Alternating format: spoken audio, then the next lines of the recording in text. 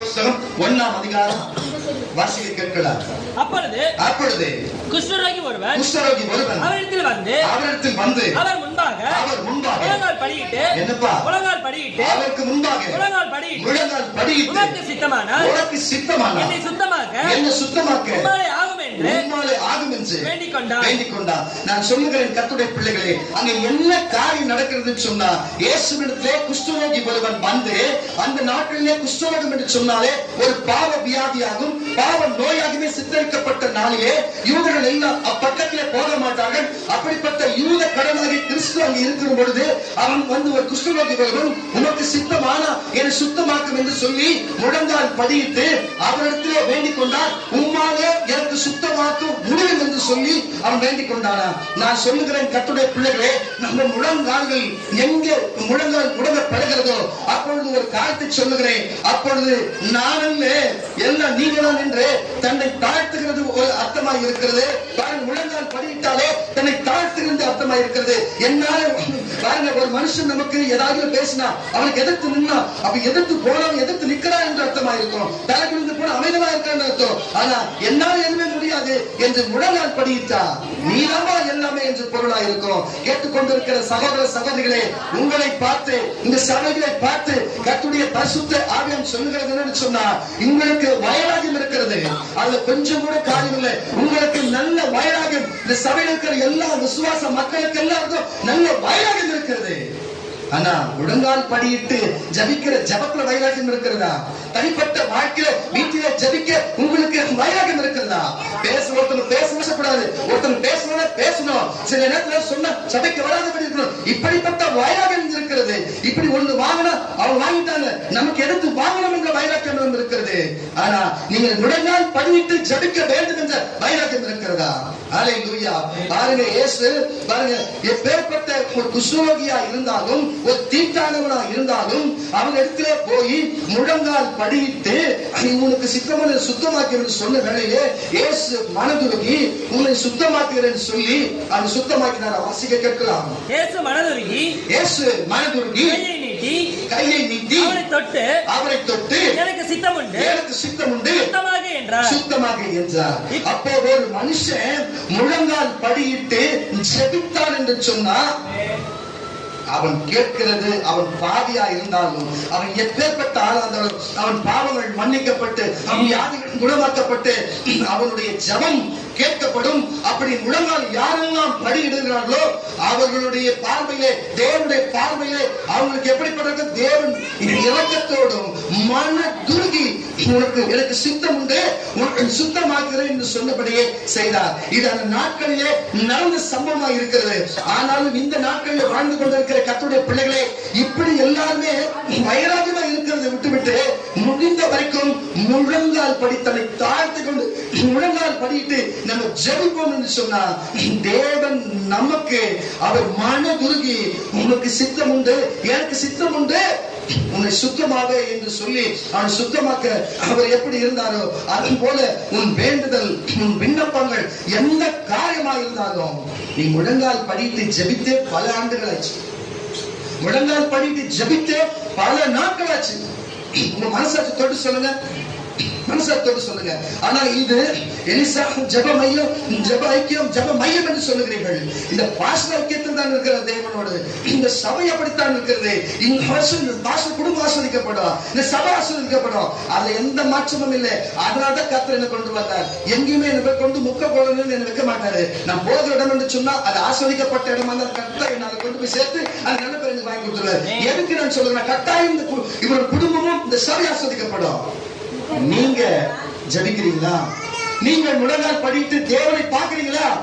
தேவனை முழங்கால் படிட்டு யார் அந்த குஷ்டரோகி பார்த்ததை போல ஒவ்வொரு மனுஷனும் ஊழியக்காரா இருக்கட்டும், சுவிசேஷனா இருக்கட்டும், யாரா இருக்கட்டும், வந்திருக்கிற எந்த சகோதர சிறியோ பெரியோ வயதுகள் யாரா இருந்தாலும் சரி, அவர்கள் தேவனுடைய முழங்கால் படிட்டு அவர்கள் தேவனை பார்க்கும் பொழுதுதான் அப்பொழுது தேவன் அவர்கள் மேலே இறக்கப்படுவார், மனதுருகுவார். அப்பொழுது அவர்கள் வேண்டுதல் நிறைவேறும். வேதத்திலே ஒரு சம்பவத்தை பார்க்கிறோம் பாருங்க. இஸ்ரவேல் என்ன செய்கிறது சொன்னா, அவருடைய மகன் ஜீவனோடு இருக்கிறான் என்று அவன் பிள்ளைமார்கள் எல்லாம் வந்து சொல்லி எகிப்திலே யோசேப்பு இருக்கிறான் என்று சொல்லுகிறார்கள். அப்பொழுது ஒரு கண்கள் மங்கி போய் வயதான தோற்றத்தில் இருந்து நான் பார்க்கணும் இல்லையோ நினைச்சனே என்று சொல்லி தன்னுடைய மகனை பார்க்க வரும் பொழுது, அப்ப மகனை பார்க்கிறது முன்பாகவே மகனுடைய மகன் 2 பேரனையும் அங்கு அனுப்புகிறார். அந்த இடத்துல அனுப்பும் பொழுது அவன் என்ன செய்கிறான் என்று சொன்னா, பாருங்க, அந்த பிள்ளை உடனே அவன் தாத்தாவுடைய பாத்திரை வணங்கி அவன் குனிந்து வணங்கி அது கால்களில் விடுகிறது. பாருங்க, முழங்கால் படியிட்டு காலில் விடுகிறது. புரிதா இல்ல? தன்னை தாழ்த்தி இருக்கிறாங்க. அப்படி நீங்க தான் எல்லாமே சொல்லிட்டு முழங்கால் படியிட்டு அங்க நின்ற வேலையிலே அவர் சொல்லுகிறார், அப்பா நீ வந்து 12 கோத்திரத்துல இல்ல, உன் பிள்ளைகள் 12 கோத்திரத்துல இருக்கட்டும். பாருங்க, நீ உனக்கு பிறகு பிள்ளைகள் வேணாலும் உன் கோத்திரத்துல வரட்டும் என்று சொல்லி அவர்களை ஆசீர்வதிக்கிறாரா. பாருங்க, இளையவன் என்று பாராமல் மூத்தவன் என்று பாராமல் சொல்லி 2 பேரையும் கர்த்தர் அவர் பாருங்க கர்த்தருடைய ஆவியினாலே அந்த தேவனுடைய நாமத்தினாலே அங்கு இஸ்ரவேல் அவர்களை ஆசீர்வதிக்கிறாரா. ஆதியாகம புஸ்தகம் 48ஆம் அதிகாரம், ஆதியாகம புஸ்தகம் 48ஆம் அதிகாரம் 12ஆம் வசனத்திலே இப்படிப்பட்ட மனுஷன், இப்படிப்பட்ட எப்ராயிமும் மனுஷன் இப்படிப்பட்ட காரியத்தை அங்கு தேவன் அந்த அப்படிப்பட்ட காரியத்தை செய்ய காரியமா இருக்குன்னு சொன்னா வாசி கேட்கலாம். அப்பொழுது முழங்கால் நடுவே இறந்த பிள்ளைகளை யோசேப்பு பின்னிட பண்ணி, பாருங்க, அவருடைய முகத்துக்கு முன்பாக தரை மட்டும் முடிந்து வணங்கினார். கரங்களை தட்டி வளர சொல்லுங்களேன். கேட்டுக்கொண்டிருக்கிற கர்த்தருடைய பிள்ளைகளே, கரங்களை தட்டி வளர சொல்லுங்க. அப்ப இதுல இருந்து என்ன தெரியுதுன்னா, நல்லா புரிஞ்சுக்கொள்ளுங்க. தேவனிடத்திலே பாருங்க அப்ப என்ன நடந்தது. 12 கோத்திரத்துல இன்னைக்கு நீங்க வேத புஸ்தகத்துல கடைசி பக்கத்துல 12 கோத்திரம் எழுதியிருக்கோம். அதுல பாத்தீங்கன்னா அந்த எப்ராயிமும் அங்க இருக்க மனுஷ கோத்திரத்தையும் சேர்த்து அழகா அங்க எழுதப்பட்டிருக்கிறேன்னு சொன்னா, இன்றைக்கு அவர் தன்னை தாழ்த்தி அந்த பிள்ளைகளுக்கு சொல்லிக் கொடுத்தபடியே தன்னை தாழ்த்தி நல்லா புரிஞ்சுக்கொள்ளுங்க. நீண்ட நாட்களாய் காணாத தகப்பன், நீண்ட நாட்களாய் காணாத தகப்பன் போனவன யாருக்கு அந்த சாக்கியத்தை கொடுக்க வேண்டும், யாருக்கு அந்த காரியத்தை செய்ய வேண்டும். பார்க்காத செல்ல பிள்ளையா இருந்த யோசேப்புக்கு தான் செய்ய வேணும். என்ன செய்தார் சொன்னா, பாருங்க, நான் வந்து இவ்வளவு நாளா நான் சம்பாதித்த புரட்சாதி மக்கள் நான் சம்பாதித்த என்னுடைய இடத்தை நான் உனக்கு என்னுடைய ஆசை உனக்கு நான் உன் பிள்ளைகளுக்கு நான் தரேன்னு சொல்லி பிள்ளைகளை ஆசைக்கு மட்டும் இல்லாம அந்த சொத்து பத்திரம் சேர்த்து கொடுக்கிறாரு. நல்லா புரிஞ்சுக்கொள்ளுங்க. யோசேப்பு இருக்கிறது ஒரு அந்நிய நாடு, ஒரு அந்நிய தேசமா இருக்கிறது. என்னதான் ஒரு சந்தோஷமா வாழ்ந்தாலும் கொண்டாலும் அது அவருடைய சொந்த தேசமா இல்ல, அந்நிய தேசமா இருக்கிறது. ஆனால் அவங்க போகிற தேசம் தான் சொந்த தேசமா இருக்கிறது. அதே இடத்துல இருந்து அந்த ஆசீர்வாதத்தையும் சரி அந்த அனுகிரகத்தையும் சரி பாருங்க தன்னுடைய மகனுக்கு கொடுக்காம தன் பேர பிள்ளை கொடுக்கணும்னு சொன்னா, அந்த பிள்ளைகள் ஓடி அப்படி தாழ்த்தி தன்னை இருக்கும் பொழுது மனதுருகி எப்படி இயேசு செய்தாரோ அதே போல வல கரத்திலும் இடது கரத்திலும் வைத்து அந்த பிள்ளைகளை ஆசீர்வதித்து கோத்திரத்தின் தகப்பனாக மாற்றினார். விட்டத்தின் வாசிக்க கேட்கலாம். பின்பு யோசேப்பு அவர் இருவரையும் கொண்டு வந்து எப்ராயிமை தனது வலது கையினாலே இஸ்ரவேலை இடது கை நேராகவும் மனசேயன் தன் இடது கையின் இஸ்ரவேலின் வலது கைக்கு நேராகவும் விட்டான். அப்பொழுது இஸ்ரவேல் மனமிறங்கிய தன் வலது கையை நீட்டி இளையவனாகிய எப்ராயிமுடைய தலையின் மேலும் மனசேயின் மூத்தவனாய் இருந்தும் தன் இடது கையை மனசேயினுடைய தலை மேலும் வைத்தான். அவன் யோசேப்பை ஆசீர்வதித்து என் பிதாக்களாகிய ஆபிரகாமுக்கு ஈசாக்குக்கு வழிபட்டு வணங்கிய தேவனும் நான் பிறந்த நாள் முதல் இந்நாள் வரைக்கும் என்னை ஆசீர்வதித்து வந்த தேவனும் எல்லா தீமைக்கும் நீங்களாக்கி என்னை மீட்ட தூத நானவருமான இந்த பிள்ளைகளை ஆசீர்வதிப்பாராக.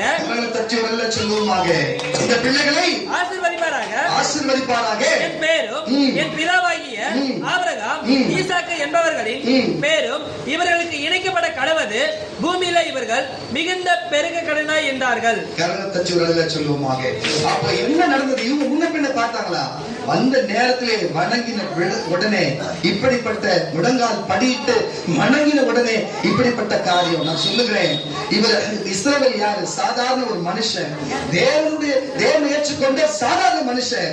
ஆனா உடனே அவருக்கு தன்னை தாழ்த்தி இருக்கும் பொழுது அவர் பிள்ளைக்கு தந்தைக்கு கொடுக்க வேண்டிய ஆசீர்வாதத்தை தன் பேரனுக்கு கொடுத்து அவர்களை ஆசீர்வதித்து ஒரு கோத்திரத்தின் பிதாவாய் மாற்றுவார் என்று சொன்னார். நான் சொல்லுகிறேன், ஒரு மனுஷனுக்கு இப்படிப்பட்ட ஒரு எண்ணங்கள் வருமானால், ஒரு குடும்பத்தில் இருக்கிற வாழ்கிற ஒரு மனுஷனுக்கு இப்படிப்பட்ட எண்ணங்களும் ஆசீர்வதிக்கிற எண்ணங்களும் இப்படிப்பட்ட சொத்துக்களை கொடுத்து அவன் நல்லா இருக்கும் எண்ணம் வரும் என்று சொன்னா, ஏன் இது தேவனுடைய பாதத்திலே அவர் சபையில முழங்கால் படியிட்டார், அவருடைய சன்னிதானத்திலே முழங்கால் படியிட்டார், ஜப வேளையில முழங்கால் படியிட்டார், அவர் பாதம் நின்று கேட்டார், உனக்கு என்னத்தை கொடுக்காத போவார், கொடுப்பார் என்று சொன்னா நீ நம்பினா கரவை தட்டி ஒரு அழகே சொல்லுங்களேன், சொல்லுங்களேன். ஒரு மனுஷன் தன்னுடைய பேரனுக்கு இப்படி செய்ய கூடும் என்று சொன்னா, அப்போ நான் சொல்லுகிறேன், முழங்கால் படியிட்டு நீயும் நானும் வேண்டினா நமக்கு செய்யாத போவாரா? கட்டாயம் செய்வார். கர்த்தருடைய பிள்ளைகளே, உங்களை வைராகியத்தை விட்டுவிட்டு தயவு செய்து எல்லாம் எனக்கு தெரியும் என்ற எண்ணத்தை விட்டுவிட்டு, எனக்கு எதுவுமே தெரியாது, எல்லாம் தேவன் தான் எனக்கு என்று சொல்லி நீங்கள் கொஞ்சம் வெளியே வருவேன் என்று சொன்னா, அல்லேலூயா. ஏற்கனவே எனக்கு முன்பு பேசினவர்கள் எல்லாரும் இங்கு கர்த்தர் அற்புதம் செய்வார் பாத்தீங்களா? ஒரு குறிப்பிட்ட ஆளை கொண்டு மட்டுமல்ல, இங்க இருக்கிற எல்லாரையும் கொண்டு செய்வார். அதுதான் தேவனுடைய சித்தம், அதுதான் தேவனுடைய சித்தம். இவங்க எல்லாம் முழங்கால் படிக்கிறதுனால தாழ்த்துறாங்க. ஆனா உங்களுக்கு அப்படிப்பட்ட காரணம் இல்லையே. நீங்க தாழ்த்தி கொள்ள மாற்றீங்களே, முழங்கால் படித்து ஜெபம் பண்ணிய பல நாள் ஆச்சே. அப்பெல்லாம் பல மணி நேரம் பண்ணுவீர்கள், இப்பெல்லாம் அந்த ஜெபமே காணுமே. நான் சொல்லுகிறேன் கர்த்தருடைய பிள்ளைகளே, திடீரென்று ஒன்றும் எனக்கு இயேசுநாதர் எனக்கு முன்பு தோன்றி திடீரென்று எனக்கு வல்லமை கொடுத்தாருன்றதெல்லாம் அப்படிலாம் இல்லை. நான் ஒரு காரியத்தை உங்களுக்கு சொல்லுகிறேன். என்னுடைய 18-17 வயசுல இருந்து நான் நீண்ட நாட்களா ஜபித்தே வந்தேன்.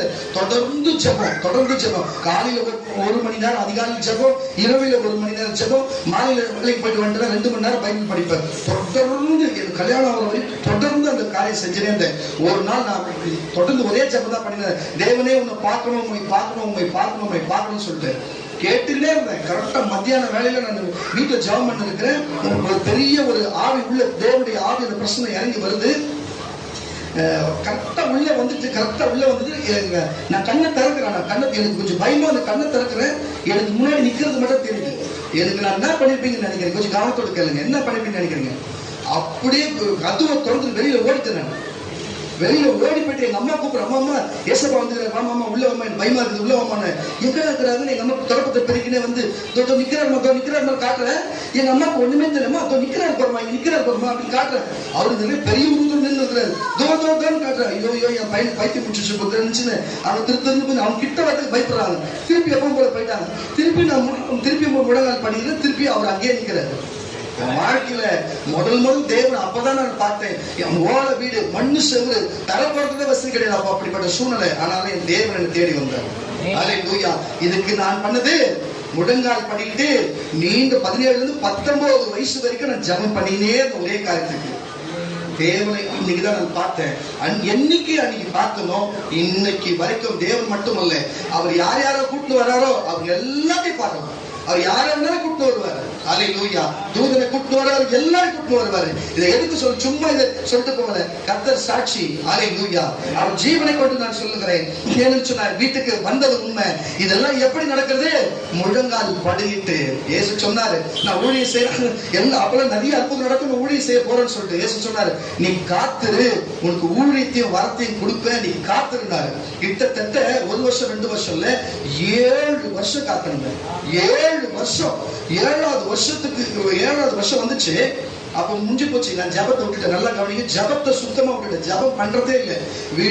வீடு போற சூழ்நிலை ஆச்சு, பணம் போச்சு, உடம்பு போச்சு, இந்த முடியல நல்லா இருக்கும், முடி போச்சு, எல்லாமே போச்சு. என்னை விட்டு எல்லாமே வண்டி போச்சு, வருமானம் இல்ல, வீட்டுல எனக்கு மனைவிக்கு மன கஷ்டம், ரொம்ப கஷ்டம் சொல்லி ஏன்டா இந்த வாழ்க்கையை விட்டுட்டு போயிடலாம்டா சொல்லிட்டு என்கிட்ட ஏசப்போட புக்ஸ் நிறைய புத்தகம் இருக்கும். அதை மட்டும் வச்சுட்டு மற்றது எல்லாத்தையும் யார் வேணாலும் வந்து எடுத்துக்க சொல்லு, நம்ம இங்க இருக்க தேவையில்ல, எனக்கு காசி பார்க்கணும், அப்படி போயிடலாமோ, இந்த யாருமே எனக்கு தேவையில்ல, மனைவி தேவை, யாரும் என்ன புரிஞ்சுக்கல, நான் மட்டும் அவங்களை விட்டு போயிட்டா குடும்பம் நல்லா இருக்கும், என்ன சாதம் நல்லா இருக்கும், நான் போயிடலான்னு சொல்லிட்டு உண்மையா எனக்கு இப்படிப்பட்ட காரியம் வந்தது. ரொம்ப பணத்துக்கும் எல்லாத்துக்கும் கஷ்டம். எந்த ஒரு ஊழியக்காரரும் சரி, எந்த ஒரு சபையும் சரி, எந்த ஒரு கிறிஸ்தவனும் ₹1 கொடுத்து கூட உதவி செய்யல. எந்த ஒரு உதவியும் எனக்கு செய்யவே இல்லை. அவ்வளவு எனக்கு மேலே யாரும் எனக்கு கீழே யாரும் எனக்கு எந்த ஒரு உதவி இல்லாத ரொம்ப மன கஷ்டத்துல நல்லா புரிஞ்சுக்க நான் தொடர்ந்து நல்லா ஜெபம் பண்றாலே, இந்த எனக்கு கஷ்டத்தை பார்த்த உடனே எனக்கு கடைசி நேரத்துல என்னால முடியல, எனக்கு சொல்லி கொடுக்க ஆள் இல்லை. அட்டன் பண்ண ஜெபத்தை சுத்தமா விட்டுட்டேன். யாருன்னா பேய் பிடிச்சுன்னா வந்து மட்டும் ஜாம் பண்ணுவாங்க பேய் ஓடிடும். ஏன்னா ஜாம் பண்ண தீர்க்கதரிசனம் அவங்க பேசுறப்பா நல்லா இருக்கிறப்பா ஒரு காணிக்க கொடுக்க மாட்டாங்க. பேயோட அற்புதம் நடக்கும், எல்லாமே நடக்கும். ஆனா நான் ஜபம் பண்றது கிடையாது. வரவங்களுக்கு சரி கேட்கறவங்களே பண்றது. புரிஞ்சு கொடுங்க, வரம் கிரியை செய்யுது. ஆனா என் வாழ்க்கையில கிரியை செய்யல. ரொம்ப கஷ்டப்பட்டு வேதனைப்பட்டேன். அப்போ ஒரு சொப்பனம் ஒண்ணு வந்தது. இந்த மாதிரி ஒரு ஆடு வந்து ஒரு கட்டில் கீழே கட்டப்பட்டிருக்குது. மழை பெஞ்சு தண்ணி ரொம்ப அந்த கட்டில் அப்படியே ரொம்ப போது ஆடோடைய கழுத்து மூக்கு அந்த மூக்குக்கும் வாய்க்கும் சேர்த்து அந்த தண்ணி மூச்சு முட்ட போகுது. அப்போ ஒரு மோட்டு மேல இருந்து ஒருத்தர் லுங்கி கட்டின்னு ஒருத்தர் இறங்கி வந்து அந்த கட்டில் கீழே இருக்கிற அந்த ஆட்டோடைய கயிறு அவுத்து விடுறது. அந்த ஆடு கடற்கடன்னு ஓடி போய் அந்த மோட்டு மேல போய் நின்னுது. அவ்வளவுதான் எனக்கு சொப்பனம்.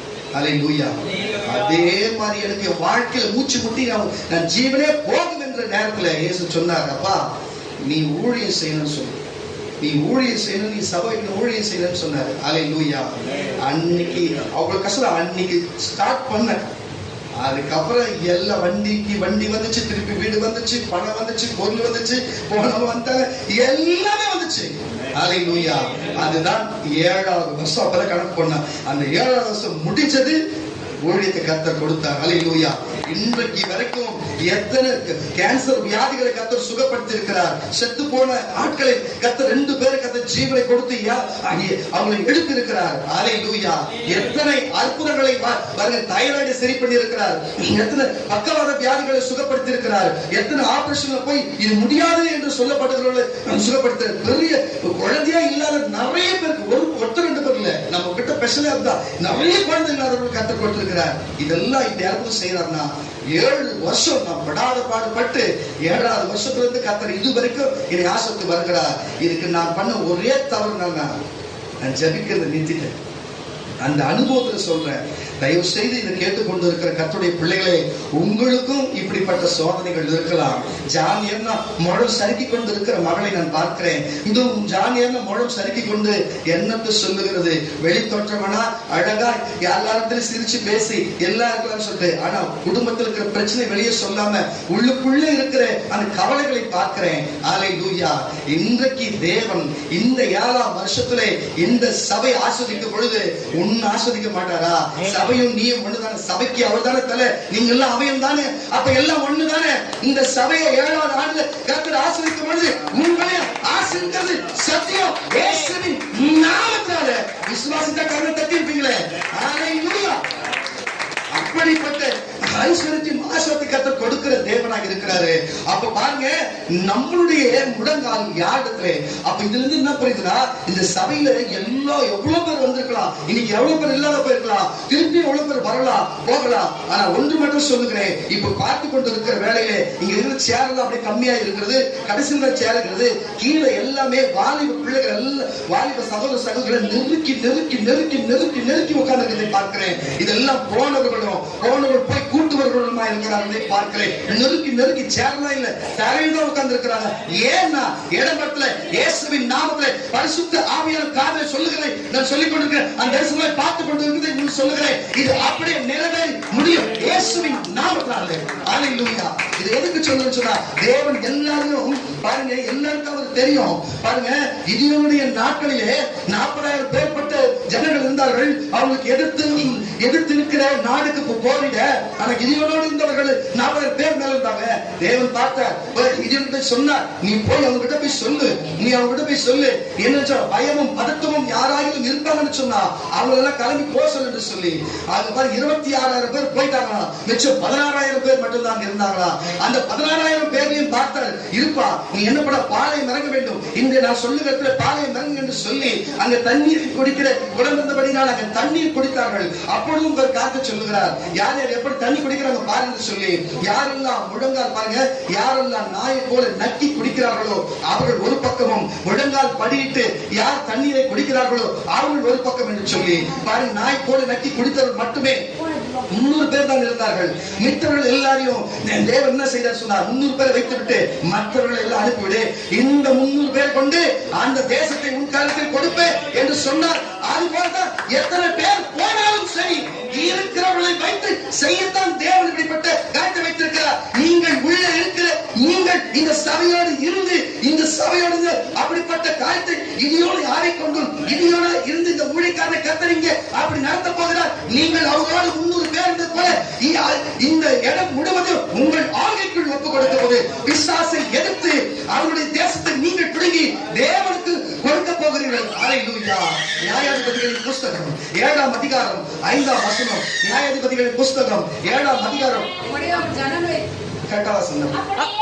அப்படி அவன் ஜனங்களை தண்ணீர் அண்டைக்கு இறங்கி போக பண்ணினான். அப்பொழுது கர்த்தர் கிதியோனை நோக்கி, பாருங்க, கிதியோனை பார்த்து சொல்லுகிறார், தண்ணீரை நாய் நக்கும் பிரகாரமாக நாயினாலே நக்குகிறவனை எவனோ அவனை தனியையும் நல்ல கவனிங்க, குளிக்கிறதுக்கு எவனோ என்றார். அல்லேலூயா. அப்ப பாருங்க தேவன் எப்படிப்பட்ட விசுவாசம்.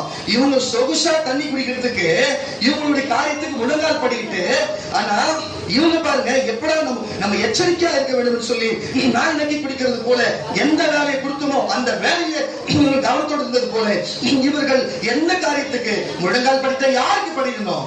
தேவனாகி கர்த்தராகி கிறிஸ்துக்கு படிக்கணும். அல்லேலூயா. அந்த நாட்களிலே பாருங்க அப்படி படியாம இவங்க என்ன செய்திருக்கிறாங்க. அதனால இவளை அனுப்பிவிடு.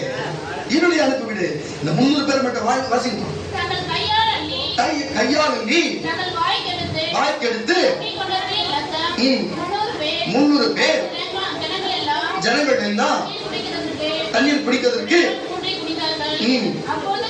அப்பொழுது கர்த்தர் கிதியோனை நோக்கி, அந்த 300 பேராலே நான் உங்களை ரட்சித்து கரம் தட்ட மாட்டீங்களப்பா மீதியானவர்களை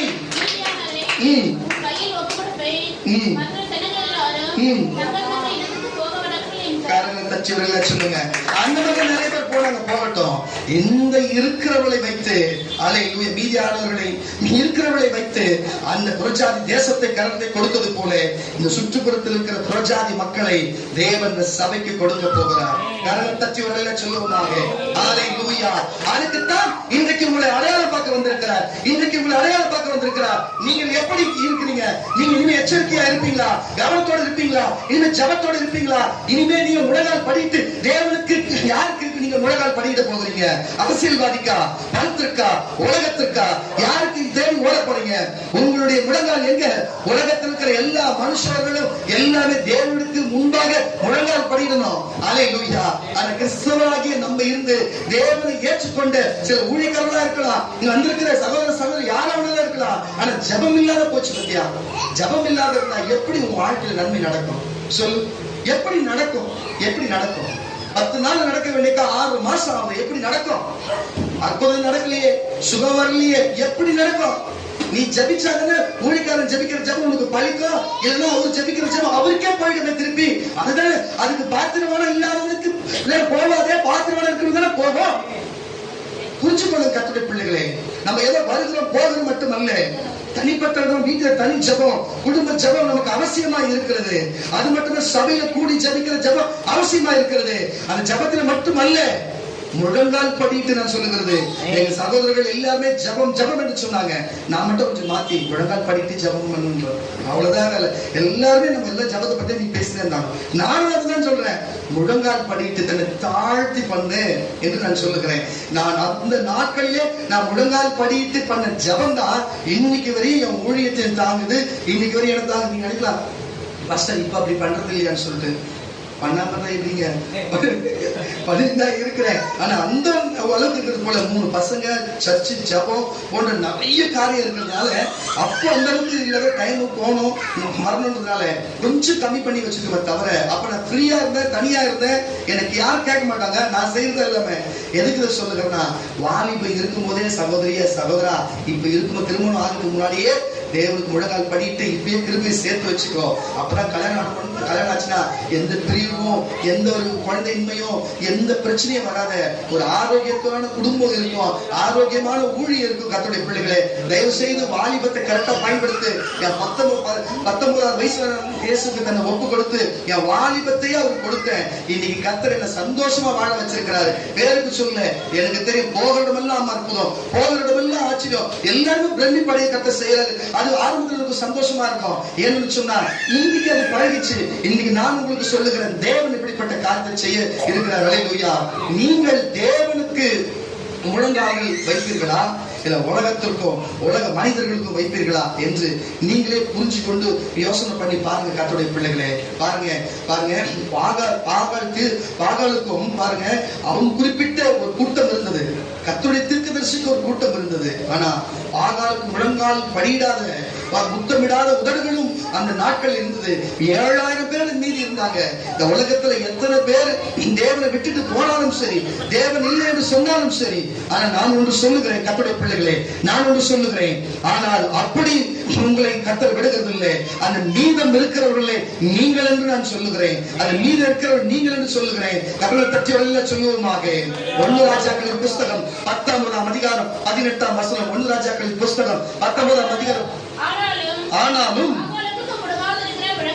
பாருங்க, பால்காலுக்கு முழங்காது இருக்கிற முழங்கால்களை, கரங்களை தட்டி அல்ல சொல்லுகிற முழங்கால்களையும் முத்தம் செய்யாதிருக்கிற கரங்களை தட்டி அலையிலே சொல்லுவோமாக. எத்தனை வேதனைகள் வந்தாலும், எத்தனை துன்பங்கள் வந்தாலும், எத்தனை கொலை மருத்துகள் வந்தாலும், எத்தனை கொரோனாக்கள் வந்தாலும், எத்தனை வெள்ளங்கள் வந்தாலும், ஏன் எத்தனை பாருங்க, யோபுவை போல எத்தனை விதமான சோதனைகள் வந்தாலும் சரி, ஆனா எங்க அமிர்தஜெய சொன்னார், அந்த யோபுவை போல இப்படிப்பட்ட யாருக்கெல்லாம் நம்ம ஜபிக்கிறோமோ, அதை ஜபிக்கும் பொழுது அந்த காரியம் நண்பருக்கு அவர் ஜபித்தாராம். ஜபித்த முன்னாடியே அவருடைய கட்டமைக்கப்பட்டதுன்னு சொல்லி நான் சொல்லுகிற கர்த்தருடைய பிள்ளைகளே, அப்படின்னாலும் அதுவும் ஜபம் தானே. அவர் சொன்னதா தானே. நான் அதான் யோசனை பண்ணேன், என்ன பேச சொல்லிட்டு ஏசப்பா அவர் வச்சு பேச வைக்கிறாரு, என்ன விஷயம் தெரியல நினைச்சேன். எல்லாத்தையும் அவர் சொன்ன வார்த்தைகள் தான் நான் பேச வந்திருக்கேன், வேற எதுவுமே இல்லை. அல்லேலூயா. உங்களுக்குள்ள வயலாங்கத்தை விட்டுட்டு பக்கத்துல குடும்பத்துக்குள்ள சமாதானமா இருங்க, சபைக்குள்ள சமாதானமா இருங்க, அக்கம் பக்கத்துக்குள்ள சமாதானமா இருங்க.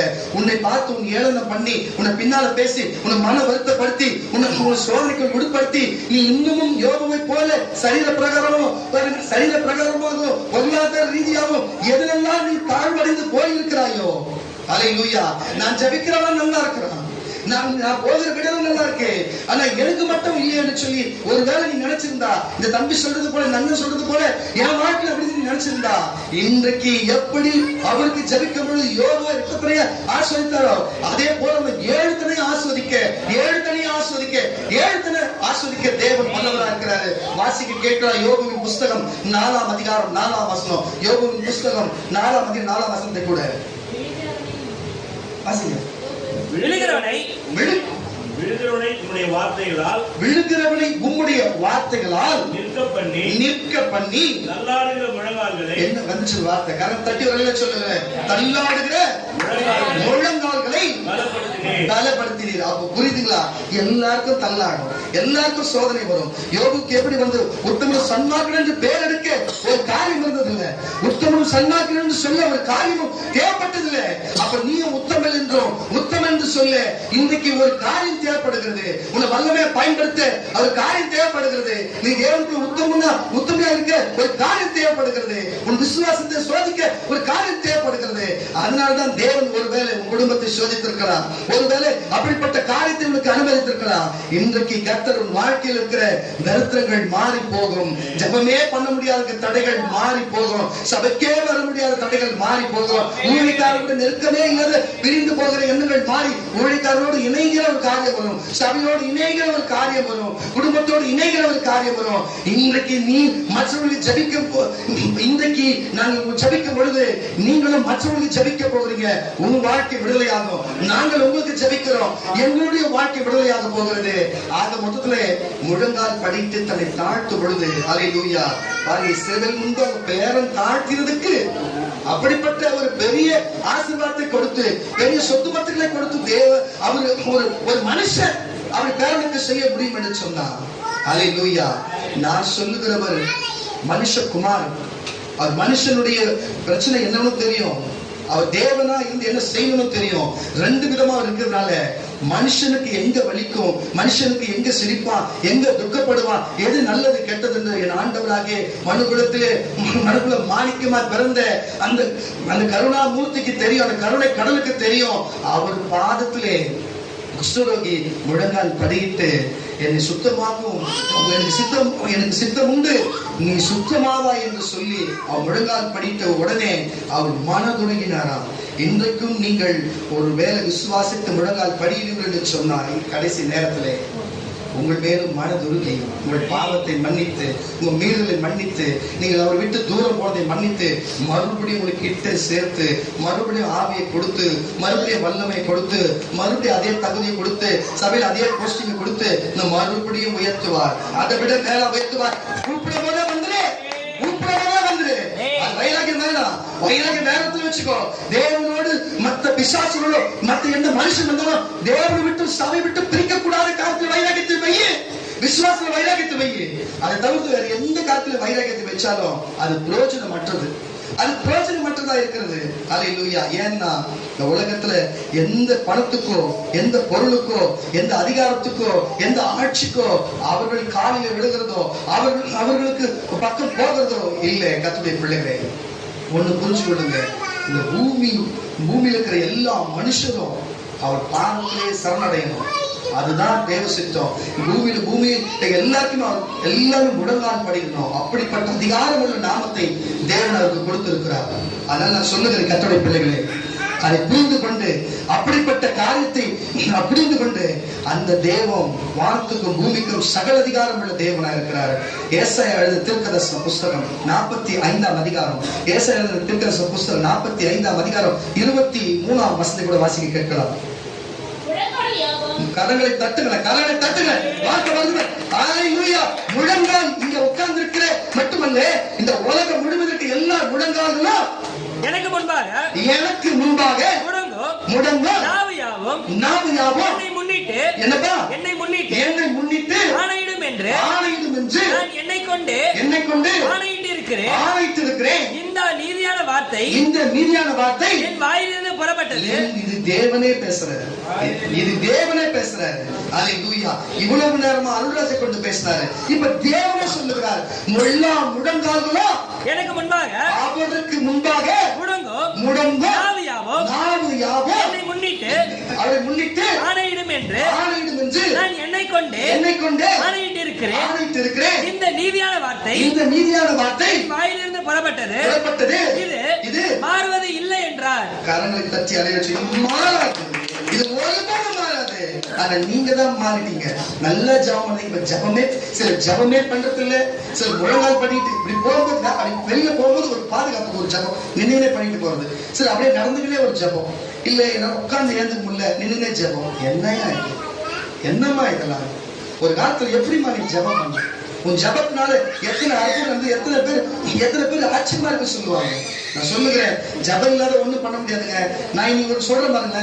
இப்ப நான் தீர்க்கதரிசனம் சொல்றேன்னா, நான் ஜபிக்கும் பொழுது இப்ப கை வைக்கிறேன் கீழே விழுந்துடுறாங்கன்னா, இப்ப நான் சொல்ற இப்படி கிட்ட கை காட்டும் கீழே விழுந்துறாங்க, ஒரு வார்த்தை தொடும் சொன்னா கீழே விழுந்துடுறாங்கன்னா, இதெல்லாம் இது ஒண்ணு சொல்லிடுற பாருங்க, இதெல்லாம் நான் பண்ண ஜபத்தினால கிடையாது. இது தேவன் போட்ட பிக்சர், தேவன் எனக்கு கொடுத்த கிருபை. இதனால பயங்கரமா ஒரு ஜெபம் பண்றாரு, இவர் பயங்கரமா பரிசுத்தமா இருந்தாரு, கை காட்டில வந்துடுறாங்க, தீர்க்கதரிசனமா சொல்றாரு, அப்படியே இருக்கும் நடந்தது. அதெல்லாம் கிடையவே கிடையாது. மேல விழுந்த அந்த வரம் அது இருக்கிற வரையும் இருக்கும். நான் பரலோகம் போயிட்டுனா அது போயிட்டு என்ன விட்டு. ஆனா இதனால ஒருத்தர் ஜெபம் பண்றான்னு நம்ப கூடாது, ஒருத்தர் பரிசுத்தமா இருக்கிறான்னு நம்ப கூடாது. இப்படி இருந்தா ஒரு நல்ல மொழிக்காரன்னு நம்ப கூடாது. புரிஞ்சுதா உங்களுக்கு? தயவுசெய்து புரிஞ்சு கொள்ளுங்க. இப்படி அற்புதம் செய்யறதுனால இல்ல, ஆனால் ஜெபம் என்பது அது வேற. எல்லாருக்கும் விசுவாசியான மொழிக்காரங்க யாரா இருந்தாலும் சரி பாருங்க, பெனி என்ற ஒரு மொழிக்காரங்களுக்கு கேள்விப்பட்டிருப்பீங்க. அவர் இதே மாதிரி வேலைக்கு ஜெபமே பண்ண நீண்ட நாட்களவே போய் அற்புதம் செய்வாரு, நடந்துட்டே இருக்குமா. ஒரு நாள் தேவன் சொன்னாரா, நீ ஜெபமே பண்ண மாட்டியான்னு சொல்லிட்டு வாழ்க்கைய மனம் நொந்து போய், அது இன்னும் நான் ஆழமா சொன்ன நேரம் இல்லை, அவர் ரொம்ப மனம் நொந்து போய் அழுது ஆண்டவரே மன்னிப்பு கேட்டு அது போறதெல்லாம் முழங்கால் பண்ணிட்டே ஜெபம் பண்ணுவார். இதை எதுக்கு நான் சொல்லுகிறேன் கர்த்தருடைய பிள்ளைகளே, ஏதோ அற்புதம் செய்யறதுனால அவங்க தேவன் கூட இருந்துட்டாரு, அவங்க எல்லாமே பண்ணிட்டாங்க, அவங்க பரிசுத்தவாங்க, அவங்க ஜெபம் பயங்கரமா ரொம்ப நேரம் பண்ணிட்டு வந்தாங்க, அப்படிலாம் கிடையாதுங்க. அல்லேலூயா. அது வேற. அது கடைசி நாள் கேட்பாரு, நாமக்கு தெரியல சொன்னியே, என் நாமக்கு பிசாச போட்டனே, உன் நாமக்கு சொன்னனே, நீ உன்னை யாரும் தெரியாது வெளில போடான்னு சொல்லுவார் பரலோகம் போகும்போது. அங்க தெரிய நியாயத்து இருக்குல்ல, இங்க வர இருக்குது இல்லைன்றது ரெண்டாவது பட்சம். யாரா இருந்தாலும் கிறிஸ்தவன் அப்படின்னு உள்ள வந்துட்டா முழங்கால் படிட்டு ஜபம் இருக்கணும். ஜபம் இல்லைன்னா ஒண்ணுமே கிடையாது. கிறிஸ்தவத்துடைய அடிப்படையே பேஸ் மட்டுமே ஜபம் தான். அந்த ஜபம் இருந்துன்னா போதும். அப்படி வளர வளர நீங்க போய் நின்னா அந்த பிரச்சனை உணரும். நான் சொந்த அனுபவத்துல இருக்கிறேன், நான் சொந்த அனுபவத்துல சொல்றேன். நான் பசங்க முழங்கால் படிட்டு ஜபம் பண்ணி தனியா பண்ணுவேன். என் கூட சில ஃப்ரெண்டுலாம் வருவாங்க, என் கூட நேருக்கு நேரம் முட்டி போட்டு என் கூட நம்ம 1 மணி நேரம் நார்மலா நிற்பேன். நின்று ஜபம் பண்ணலான்னு எத்தனை பேர் நிற்பாங்க. நின்று டப்புன்னு கீழே வந்துருவாங்க. டப்புன்னு என்னடா அவன் பக்கத்துல நிக்க முடியல, அதுக்கு கீழே வந்துருவாங்க. என்னடா இல்லடா ஜபம் பண்ண முடியல அவன் பக்கத்துல சொல்லி பெருமைக்கு சொல்லுங்க, பெருமைக்கு சொல்ல. அதுக்கு முன்னாடி நான் முழங்கால் படிட்டு அவ்வளவு ஜபமும் அந்த கிருபையும் உடம்புல இறங்குனால்தான் அதெல்லாம் நடந்தது. நம்ம 10 பேர் குழுவில் இருந்து என்ன ஜபம் சொன்னாச்சுங்க, அவன் மட்டும் வித்தியாசமா அப்பே கேட்பான், வித்தியாசமா ஜபம். அவன் ஜபம் பண்ணும்போது உடம்பே ஒரு மாதிரி இருந்துச்சுப்பா, ஒரு மாதிரி இருந்ததுப்பா அப்படின்னுவாங்க. இதெல்லாம் நம்ம வீட்டுல தனிப்பட்ட விதமா ஜபம் பண்ற ஒரே காரணம், முழங்கால் படிட்டு ஜபம் பண்ணிட்டு வந்ததான் வெளியில வந்தாவே அற்புதம். புரிஞ்சுக்கொள்ளுங்க கர்த்தருடைய பிள்ளைகளே, இது எல்லாமே நான் சாதாரணமா இதை சொல்லவில்லை. இங்க சிறியோர் பெரிய எல்லாரும் சரி, சொந்த அனுபவத்தில் நான் பார்த்திருக்கிறேன். ஜபம் அதுவும் முழங்கால் படிட்டு அதிகாலையிலும் சரி இரவிலும் சரி முழங்கால் படிட்டு நீ ஜபிப்பா என்று சொன்னா தேவன் மேல இறக்கப்படுவார், மனம் துருகுவார், நடக்காத காரியங்கள் நடக்க வச்சிருவாரு, கிடைக்காத காரியங்கள் நடக்க வச்சிருவாரு, நடக்காத காரியங்கள் நடக்க வைப்பாரு, செத்த சடலத்தை எழுந்துக்க வச்சிருவாரு. நீ என்ன கேட்கிறியோ மனம் துருகி உனக்கு செஞ்சிருவாரு. நீ முழங்கால் படித்து அவர் பார்த்து கெஞ்சினா மோசே கேட்டது போல, எலியா கேட்டது போல, அன்னாள் கேட்டது போல, இயேசு கேட்டது போல. இயேசு இந்த பூமியில இருக்கும்போது அதைத்தான் சீஷர்களுக்கு சொல்லி கொடுத்தாரு. இப்பதான் பாயிண்ட்க்கு வர, இயேசு பூமியில இருக்கும் பொழுது சீஷர்களுக்கும் அதைத்தான் சொல்லி கொடுத்தார். கர்த்தருடைய பிள்ளைகளே, வாசிக்க கேட்கலாம். மத்தேயு எழுதின சுவிசேஷ புஸ்தகம் மத்தேயு 17ஆம் அதிகாரம் 14ஆம் வசனம் முடிச்சலாம்ப்பா. 17ஆம் அதிகாரம் 14ஆம் வசனம் வாசிக்க கேட்கலாம்.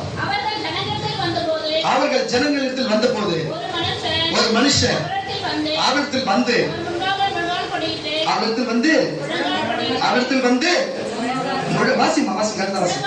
முழங்கால் படியிட்டு, ஆண்டவரே பாருங்க என் மகனுக்கு அவன் வந்து சந்திர ரோகியா இருக்கிறான், அவன் வந்து தண்ணி நீர்லயும் அவன் தண்ணியில பாருங்க நெருப்புல விழுறான். ஆனா சீஷர்கிட்ட சொன்னேன், அவன் ஜெபம் பண்ணாங்க சரியாவல, நீங்க வந்து பண்ணுங்க என்று சொல்லும்படி இது பண்ற சரியாது. அவங்களை பார்த்து கேட்கிறேன், நீங்க ஏன் இன்னும் இப்படி இருக்கு, எத்தனை பேருக்கு நான் அவங்க கூட இருப்பேன், ஏன் இப்படி இருக்கிறீங்க கேட்கிறாரு. கடுகளுக்கு விசுவாசம் தான். இந்த மலை பிறந்து கொண்டு தள்ளுண்டு போனோம் நம்பு. அப்போ நான் சொல்றேன், ஜபம் மட்டும் இல்ல, ஜபத்தோடு கூட பால் மட்டும் இல்ல, பால் கூட கொஞ்சம் சர்க்கரையோடு கூட, புரியுதுங்களா? அப்படி கரை குடிச்ச கொஞ்சம் நல்ல டேஸ்ட் ஆகும். அது போல விசுவாசத்தோடு கூட நீங்கள் முழங்கால் படித்து தன்னை தாழ்த்தி ஜபிக்கும் பொழுது அல்லேலூயா, அந்த இயேசு நமக்குள்ள இருப்பாரு, அங்க அற்புதம் நடக்கும். வாசிமா, ஆண்டவரே இறங்கும்,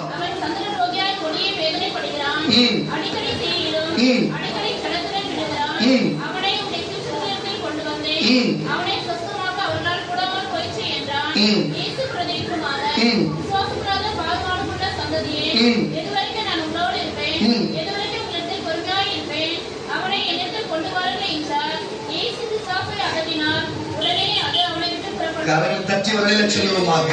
அப்ப எது வரைக்கும் அப்ப கடுகளவு விசுவாசம் இருந்தா அல்லேலூயா எல்லாமே முடியும். அப்ப கொஞ்சம் நான் சொல்ற வார்த்தை, அப்ப இந்த தம்பி சொல்லிச்சு, இந்த அண்ணன் சொல்லிச்சு, நம்ம என்ன பண்ணுவோம்னா நம்ம இனிமே முழங்கால் படிட்டு ஜெபம் பண்ணுவோம்னு அப்படி மனசுல தோணுச்சுன்னு வச்சுங்களேன், நீ செஞ்சுட்டேன்னு வச்சுங்களேன், அதான் விசுவாசம்.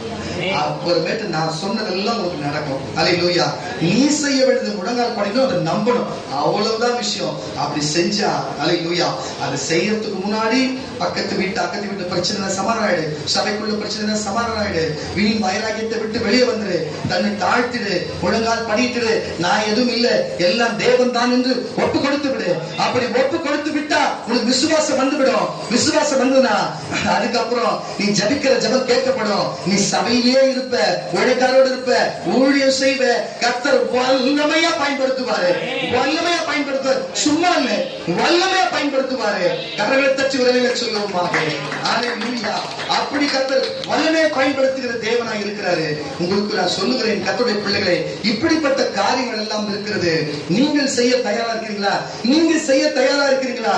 ஆனா நீங்கள் முழங்கால் படியிட வேண்டும். நீங்கள் முழங்கால் படிட்டு ஜெபிக்க வேண்டும். நீங்க ஜெபிக்கும் பொழுது கர்த்தர் எப்படி அந்த குஷ்டரோகி சுஸ்தமாக்கினாரோ, இங்க சந்திரரோகிக்கு சுஸ்தமாக்கினாரோ, அது போல எப்படி அந்த நாட்களிலே அவர்கள் முழங்கால் படித்தவர்கள் தனியா பிரிக்க வேண்டும், பயமா இருக்கிறவர்கள் தனியா பிரிக்க வேண்டும், அவர்கள் தண்ணியை நாய் நக்கி குடிக்கிறது தனியா இருக்க வேண்டும் என்று இன்றைக்கு ஏற்கனவே பிரித்தது போல இன்னும் பிரிக்க கூடாதுன்னு நினைக்கிறேன். இருக்கிறவங்களை வச்சு அவர் உங்களை இருக்கிறவங்களை வச்சு கிதியோனோடு இந்த இடத்தை முழுவதும் கிதியோனோடு ஆவிக்கொண்டு இந்த இடம் முழுவதும் கைப்பற்ற வேண்டும். பிசாசின் இடத்திலே அந்நியத்திலிருந்து கைப்பற்றி இயேசுவுக்கு இந்த தேசத்தை கொடுக்க வேண்டும். அதுக்கு நீங்க தான் மீதியார்களை ஒழிக்க வேண்டும். அந்த 300 பேர்ல நீங்களும் ஒரு ஆளா இருக்க வேண்டும். காரணம் தச்சி ஒரு அலையில சொல்லுவாங்க.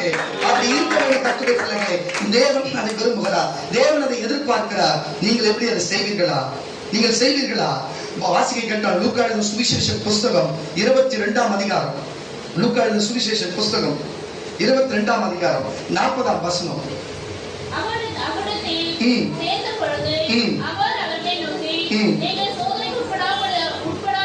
கரங்களை தட்டுங்க, கரங்களை தட்டுங்க, ஒரு அலையில சொல்லுங்க. இதுதான் சொல்றேன். அப்போ ஜபம் பண்றது மத்தவங்க வாழ்க்கைக்கு இல்லைங்க. நம்ம எந்த சூழல பண பிரச்சனையோ, இல்ல பிசாசு பிரச்சனையோ, குடும்ப பிரச்சனையோ, முதல்ல நம்மளை காத்துக்கணுங்க. கணக்கு மிஞ்ச தானன்றது போல முதல்ல ஜபம் பண்ணி நம்ம காத்துக்கணும், அதுக்கப்புறம் மத்தவங்களை காத்துக்கணும். இதுதான் விஷயம். நமக்காக ஃபர்ஸ்ட், அதுக்குதான் சோதனைக்கு உட்படாதபடி நீங்கள் விழித்திருந்து ஜபம் பண்ணுங்கள். 1 மணி நேரமாச்சு ஜபம் பண்ணுங்கள், முழங்கால் படிட்டு ஜபம் பண்ணுங்கள் என்று நான் சொல்லிக் கொண்டிருக்கிறேன். இயேசுவும் சொல்லிவிட்டு என்ன செய்தார்னா அவரும் போய் ஜபம் பண்ணார். அதுதான் விஷயம். இந்த பூமியில தூதனா இருக்கட்டும், இந்த பூமியில இயேசுவா இருக்கட்டும், யாரா இருந்தாலும், கடற்கோடியா இருக்கிற மனுஷனா இருந்தாலும், அப்போஸ்தலனா இருந்தாலும், யாரா இருந்தாலும் இந்த பூமியில முழங்கால் படிட்டு அவர் பாதத்திலே தன்னை தாழ்த்தி கேட்கிறது கொடுக்காம போவே மாட்டார். கொடுக்காம போவது கொடுத்து தான் வருவாரே. வாசிங்கம்மா இந்த வசனத்தை. அவரிடத்தில் சேர்ந்தபோது அவரிடத்தில் சேர்ந்தபோது அவர் அவர்களை நோக்கி நீங்கள் சோதனைக்கு உட்படாதபடிக்கு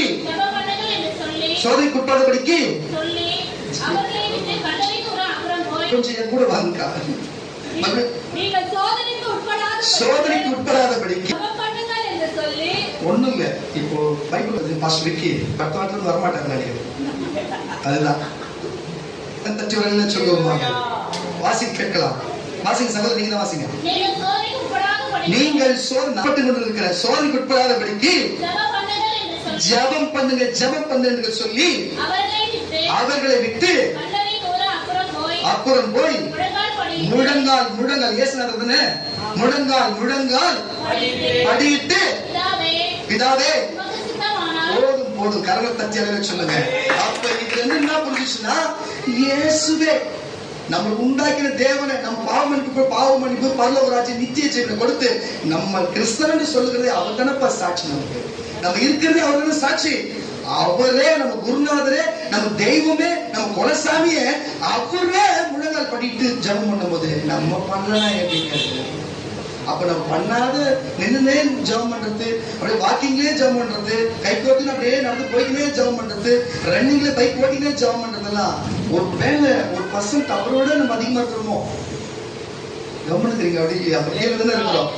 அப்ப நம்ம முழங்கால் படுத்து கூட ஜெபம் பண்ணுங்க. முழங்கால் படிட்டு ரொம்ப தலை மட்டும் தாழ்த்தி, நெத்தி தலை மட்டும் தாழ்த்தி எலியா ஜெபித்தது போல ஜெபிக்கணுங்க நம்ம. ஹல்லேலூயா. ஏன்னா அவரோட சிறியவரா இருக்கிறோம். அதான் சொல்லுகிறேன், நம்ம குருநாதர், நம்ம இயேசுநாதரே, நம்ம தெய்வமே நமக்கு அப்படி வழிகாட்டி அப்படி செய்திருப்பாருன்னு சொன்னா நம்மளை ஏமாத்துறோம். அவர் முழங்கால் படிட்டு நான் இனிமே ஜெபிப்பேன்னு சொன்னா கரலை தட்டியவர்கள சொல்லுங்க, கரலை தட்டியவர்கள சொல்லுங்க.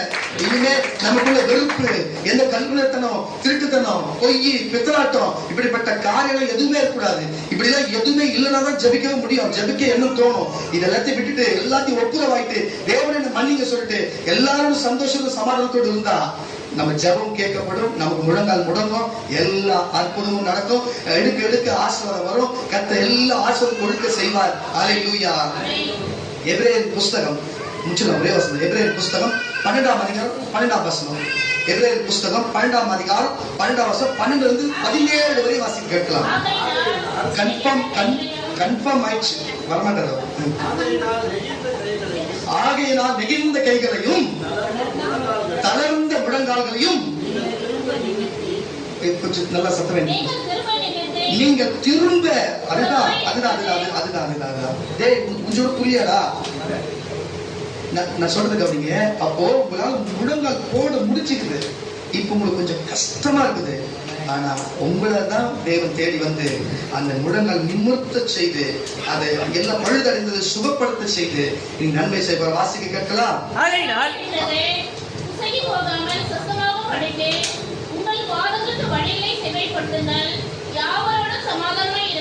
யாவரோடும் சமாதானமாய் இருக்கவும் பரிசுத்தம் உள்ளவராய் இருக்கவே நாடுங்கள். பரிசுத்தம் இல்லாமல், இதுதான் விஷயம். நான் அருள்ராஜ் பார்த்துட்டாரு, அதே மாதிரி நம்ம பார்க்கணும்னா எல்லாரும் பார்க்கலாம். அங்க என்ன சொன்னீங்க, அக்கம் பக்கத்துல பிரச்சனை, குடும்பத்துல பிரச்சனை, சபையில பிரச்சனை எல்லாத்தையும் விட்டுட்டு ஏசப்பா மன்னிச்சிருங்க சொல்ற உடனே பரிசுத்தம் ஆயிடுறீங்க. அப்புறமேட்டு ஜெபம் பண்ணுங்க, தேவன் ஈஸியா தரிசிக்கலாம், பெரிய விஷயமே கிடையாது. வாசிங்க.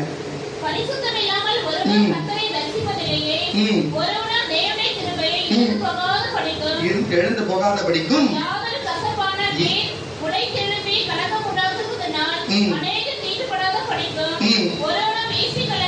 வேசிக்கல்லனாகவும் ஒருவேளை போஜனத்திற்காக சேஷ்ட புத்திர பாகத்தை விற்று போட்ட ஏசாவை போல சீர்கெட்டவனாகவும் இல்லாதபடிக்கும் எச்சரிக்கையா இருங்கள். ஏனென்றால் பிற்பாடு விரும்பியும் ஆகாதவன் என்று தள்ளப்பட்டதை போல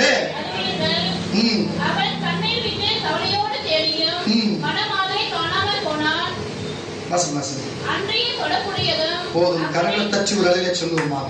இந்த வசனம் உங்களுக்கு புரிஞ்சிருக்கும் நினைக்கிறேன். அல்லேலூயா. உங்களுக்கு புரிஞ்சிருக்கும் நினைக்கிறேன். அந்த வசனத்தை நோட் பண்ணி வச்சு நீங்க வீட்டுல வாசிச்சு பாருங்க. என்னன்னு சொன்னா, அவன் தேடியும் காணாதே போன, அவனுக்கு நடக்கவே இல்லை. அது போல அப்பா இயேசு அப்பா தான் சேஷ்ட புத்திர பாகத்தை ஏசா விற்று போட விட்டது போல திருப்பி வந்து கேட்கணும், கிடைக்கவே இல்லை.